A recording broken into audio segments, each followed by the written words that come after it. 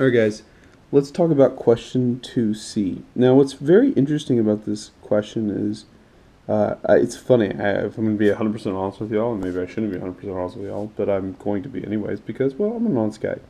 If we look at question 2C, you notice that this thing, first off, is supposed to be arithmetic, this thing being a sequence.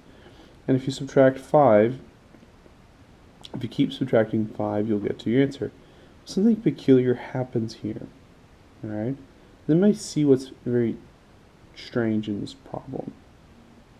Okay. It's that if you subtract minus 5, minus 6, minus 4, this is not arithmetic.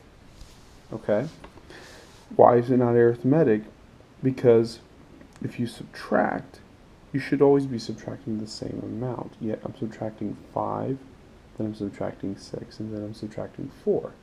Now what's interesting about this, though, is that this typo is a kind of interesting idea, because if I subtract 6 and then I subtract 4, it actually will still end up working out correctly, because I have one more here and one less here. So why don't we do this?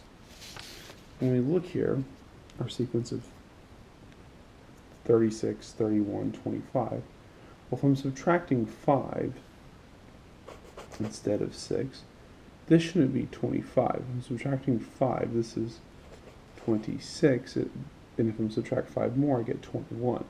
So my question to y'all is, why is that still okay? Well, because if one is 6 and the other one is 4, just shift it over and it works out fine. So go ahead and change 25 to 26.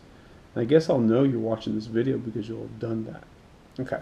Now once we do this, it's pretty straightforward. Figure out your difference. We just talked about that, so we know it's negative 5. Figure out your first term. Clearly that's 36. First term right there, 36. And then write out your formula. Again, I want to encourage you to write your formulas, because the more you write your formulas, the more likely you are to have these formulas stuck in your noodle. Okay? Make a mistake, so scratch it out. Ha ha ha, just kidding, I made a mistake when I first did this.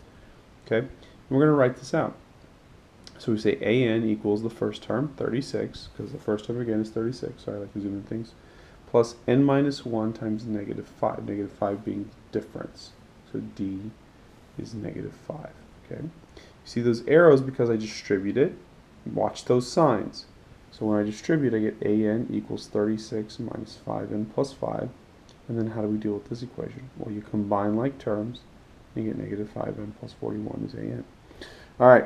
So from there, the next part is why did I write this down? Well, I went ahead and said, well, since question 3 is associated with question 2C, might as well put it all in the same video. That would be what we call efficiency.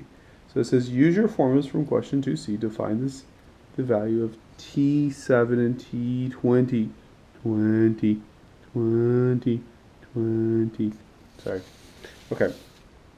So to set it up, I remember we're using A instead of T. It doesn't really matter. I'm going to go ahead and just substitute 7 for n. So this little formula is really nice, because all you have to do is just plug in the number, do a little math, get a little answer. Okay?